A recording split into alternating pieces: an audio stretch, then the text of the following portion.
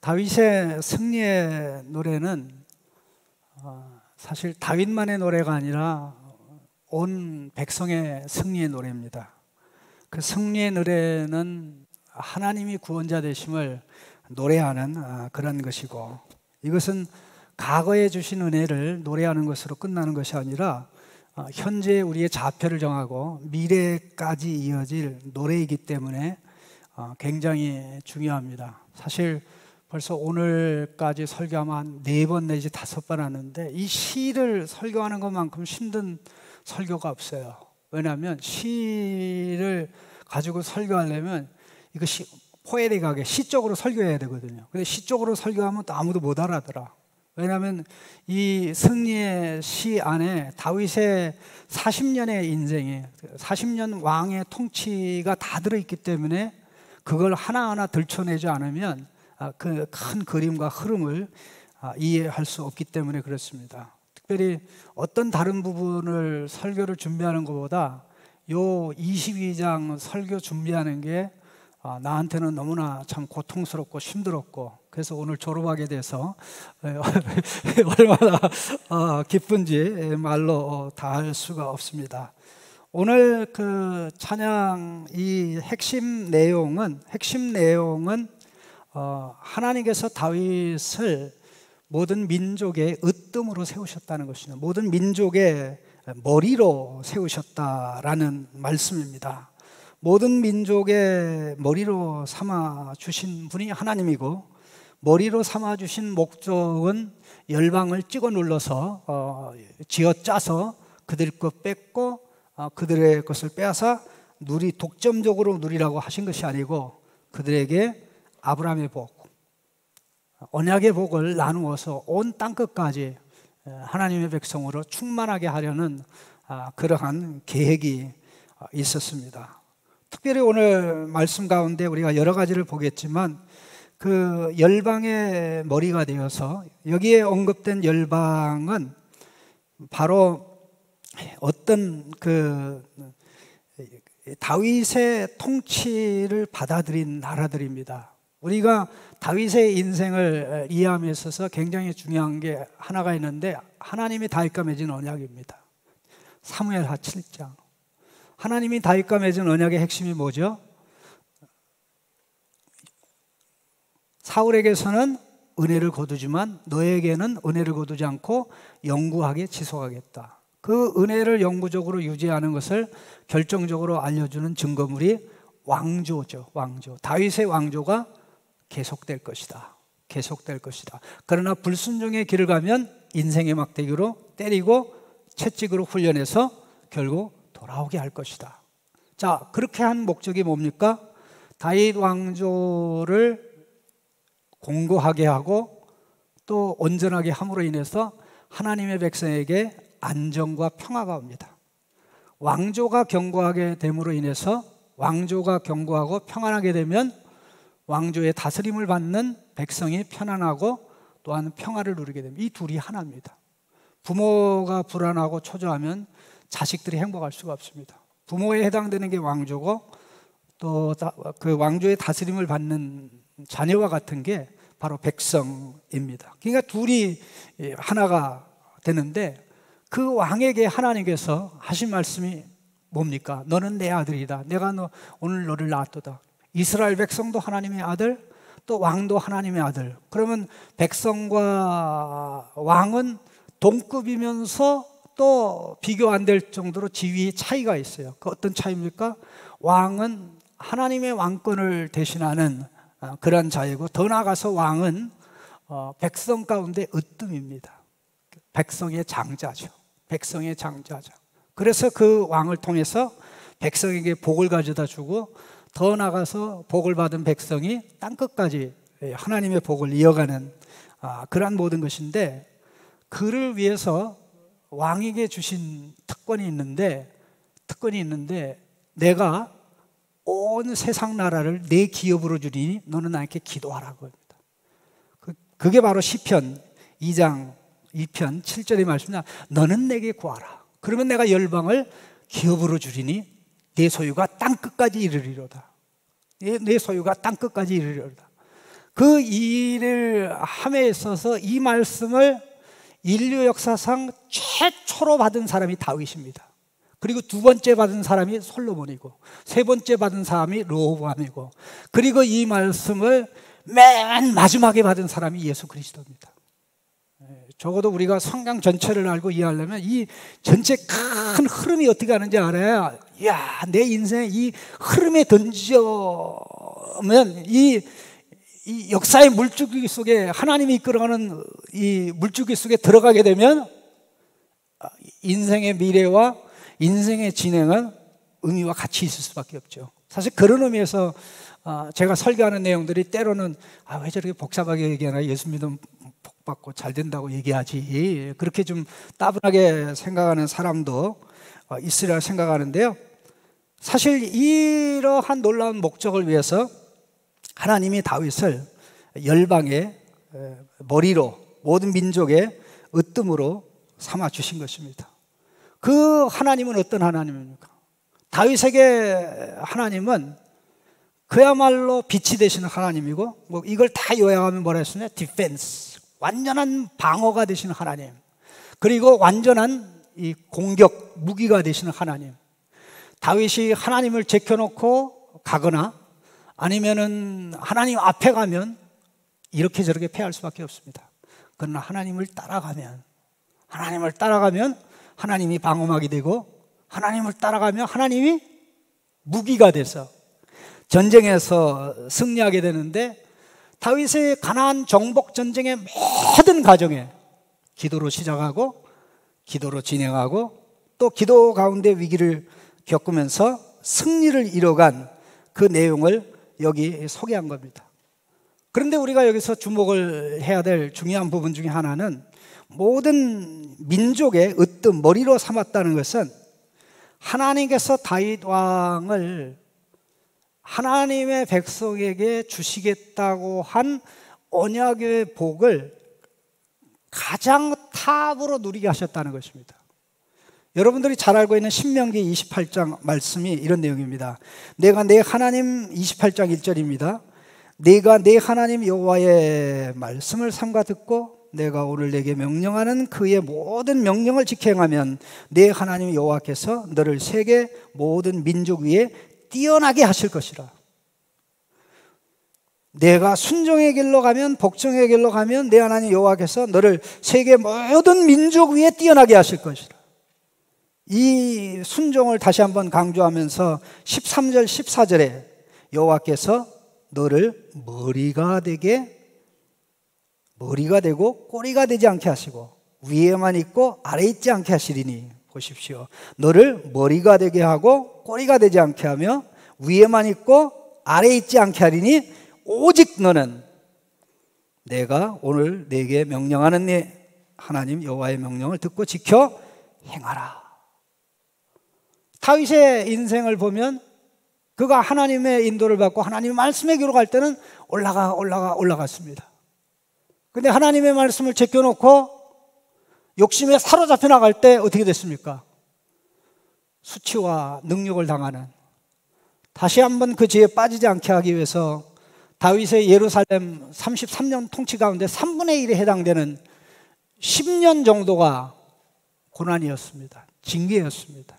그 징계를 통해서 마침내 다윗이 어디로 돌아왔습니까? 언약의 길로, 언약법도의 길로 돌아와서 나머지 20여 년을 통치해서 인생을 마무리하는 가당에 이 모든 것을 노래했습니다. 오늘 본문에 다윗이 고백하는 이 모든 것들은 하나님의 언약의 성취입니다. 하나님이 해 주시겠다는 것을 다윗에게 이렇게 해 주셨습니다. 그런데 여기서 우리가 이해해야 될 중요한 근본 원리가 있는데, 많은 사람들이 오해하는 내용입니다. 하나님이 우리에게 어떤 것을 주실 때 주시면서 동시에 명령하는 경우가 너무 많아요. 근데 선물로 주시는 것이니까 내가 하지 않아도 내 것이야 라고 생각하는 사람이 너무 많아요. 제가 미국에 처음 가가지고 너무나 많은 문구를 보고 여기도 그런 문구, 저기도 그런 문구, free for the asking, 이게 그냥 달라고 하면 공짜야. 달라고 하면 공짜야. 그런데 막상 가서 보니까 공짜는 아니더라고요. 예, 그런 게 엄청나게 많은데 하나님이 이스라엘 백성에게 가나안 땅 주신다고 그랬어요. 너희들이 밟는 곳을 내가 너희 기업으로 준다고 그랬죠. 너희가 밟으면 기업으로 준다고 그랬으니까 준다고 약속했죠. 그런데 뭐예요? 밟아야 돼. 밟아야 돼. 아멘? 그 순종의 발걸음이거든요. 믿고 가는 거죠. 아버지가 말씀하니까. 가나안 땅의 모든 원수들을 내가 몰아낼 것이다. 걱정하지 마라. 두려워하지 마라. 염려하라. 내가 다 몰아낼 거야. 내가 몰아낼 거야. 그런데 그럼 하나님 먼저 몰아내세요? 돼요, 안 돼요? 애굽의 군대가 뒤에 있을 때는 홍해를 하나님이 먼저 가르고 결국 들어가게 하셨지만 이제 뒤에 오는 추격군이 없을 때는 요단강 어떻게 하셨습니까? 홍해처럼 가르고 난 다음에 건너가게 했어요. 갈라지지도 않았는데 죽으러 들어갔어요.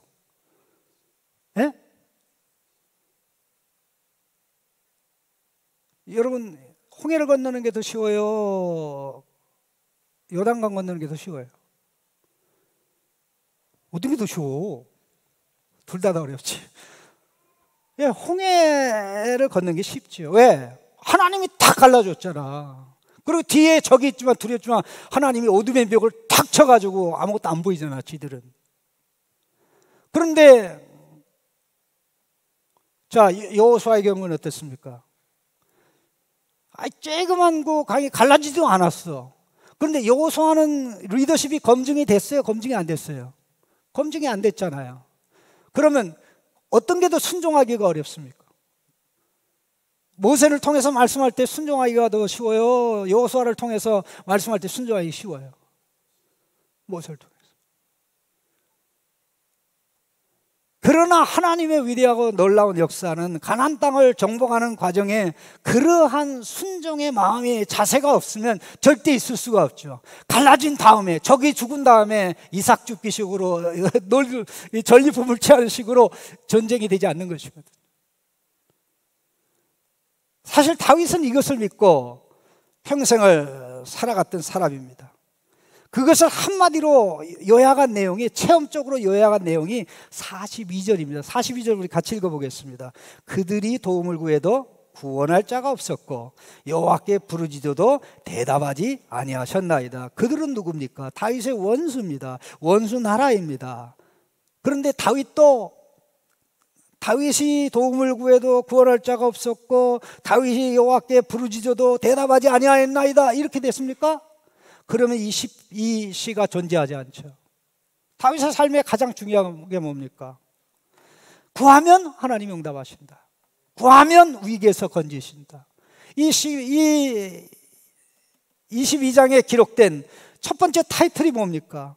바로 이 시작하는 내용의 타이틀이 바로 1절에 나와 있듯이 여호와께서 다윗의 모든 원수의 손과 사울의 손에서 구원하신 그날에 다윗이 이 노래의 말씀으로 여호와께 아뢰어 이르되. 7절 말씀을 읽어보세요. 다윗이 뭘 했습니까? 내가 환난 중에 여호와께 아뢰며 나의 하나님께 아뢰었더니 그가 그의 성전에서 내 소리를 들으시며 나의 부르짖음이 그의 귀에 들렸도다. 다윗의 경험 속에 뭐가 있습니까? 체험이 있는 거죠. 내가 위기 가운데 구했는데 하나님이 도와주셨다. 그럼 언제 어떤 길에서 도와주신 겁니까? 순종의 길에서. 거룩한 왕의 의무를 행하는 가나안 정복 과정에서 부르짖을 때, 하나님의 원수를 물리치다가 위기의 상황이 있을 때 기도할 때 하나님이 원수를 물러가게 하시죠. 힘이 약하여 뒤로 나가자빠 할 때 하나님이 힘을 더해 주시죠. 그러나 하나님 말씀 밖으로 나갈 때는 심지어 자기 아들에게도 배신을 당하고 신하에게 배신을 당하는 그런 일까지 있었던 것입니다. 그러나 놀라운 것은, 다윗이 체험한 것은 하나님은 슈퍼 두퍼로 응답하신다. 그냥 찌질하게 조금 응답하는 게 아니라 상상을 초월해서, 그 응답 자체가 은혜고 응답 자체가 자비고 응답 자체가 하나님의 신실함이지만 하나님은 그러한 신실함과 넘치고 넘치는 응답을 우리가 기도하지 않고 하나님의 말씀의 길로 가려고 하지 않는 한 베풀어 주시진 않는다는 거죠. 이 말씀 다시 한번 보세요. 그들은 도움을 구해도 구원할 자가 없었고 여호와께 부르짖어도 대답하지 아니하였나이다. 그러나 다윗은 어떻습니까? 또 여러분은 어떻습니까?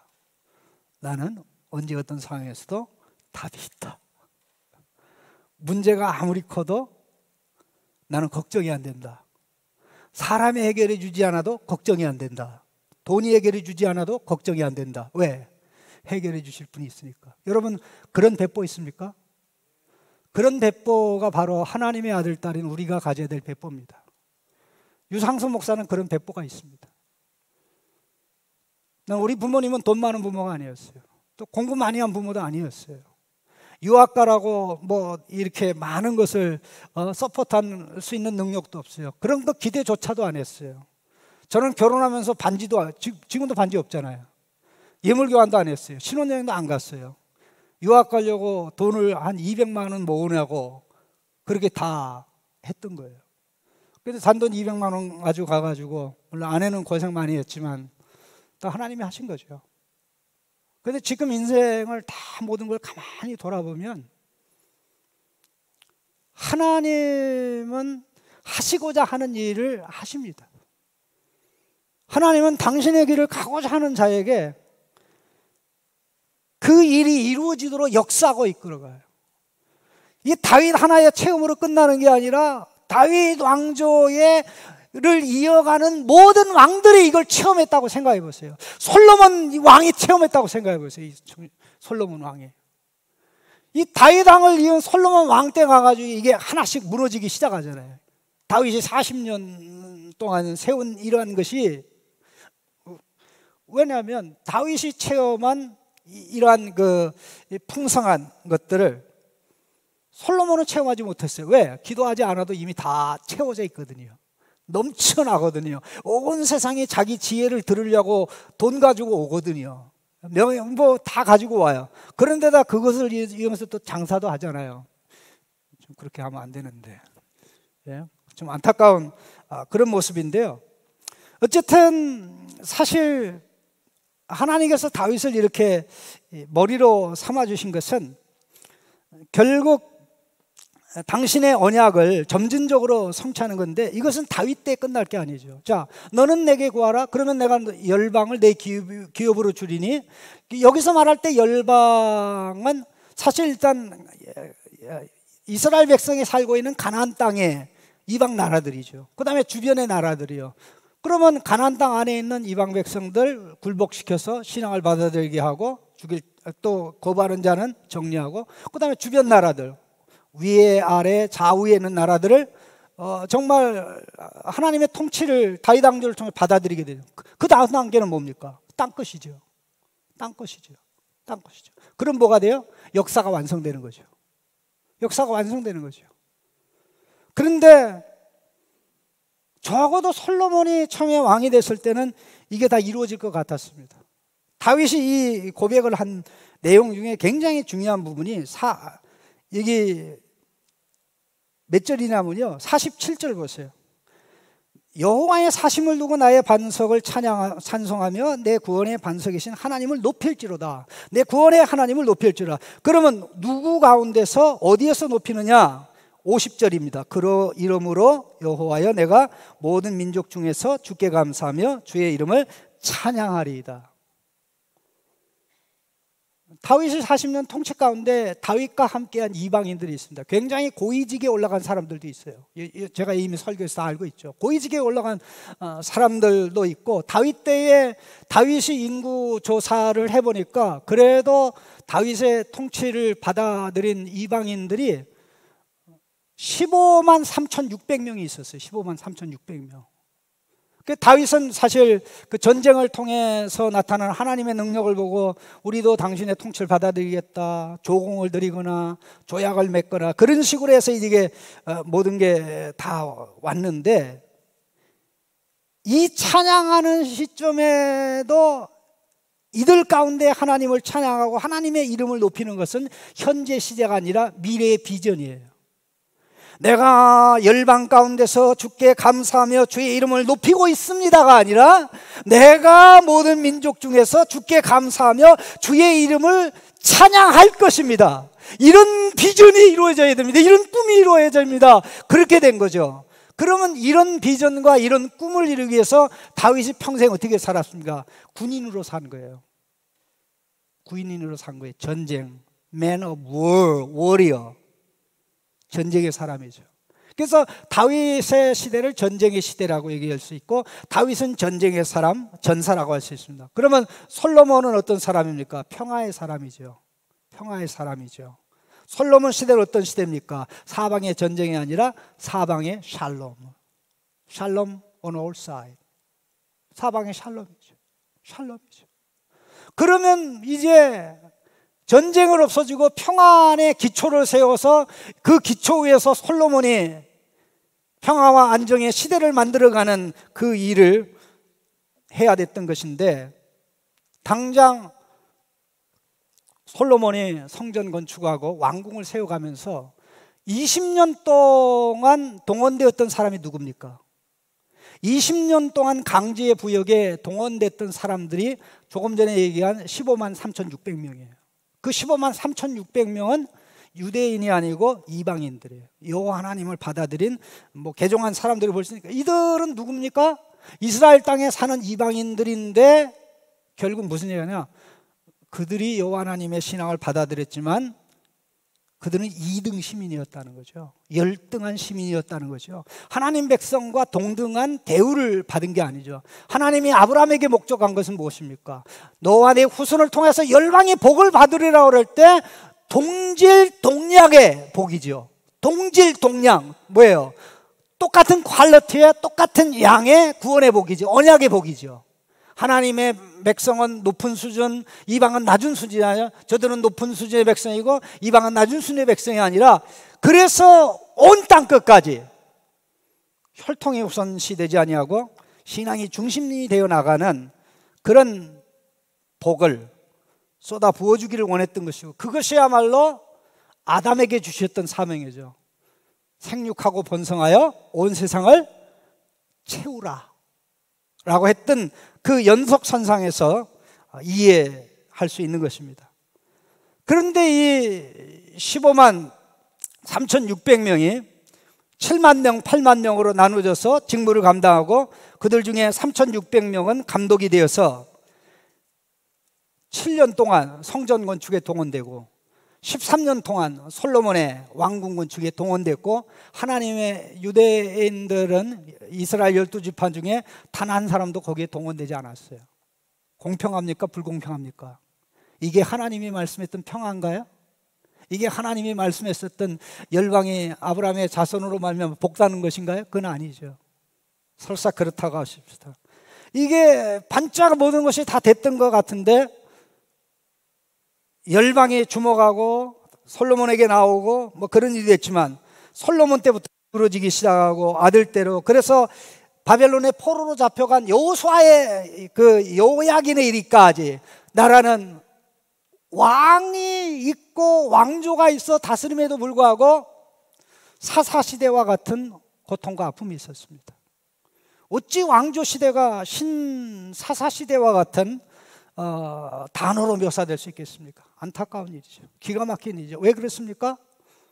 다윗이 체험하고 다윗이 경험한 언약의 길에서, 언약의 법도에서, 순종의 길에서 경험한 그 하나님을 경험하지 못했기 때문에 결국은 어떻게 됩니까? 이 비전이, 이 꿈이 이루어지려면 다윗이 간 그 길을, 언약의 길을 가는 왕이 나와야 되죠.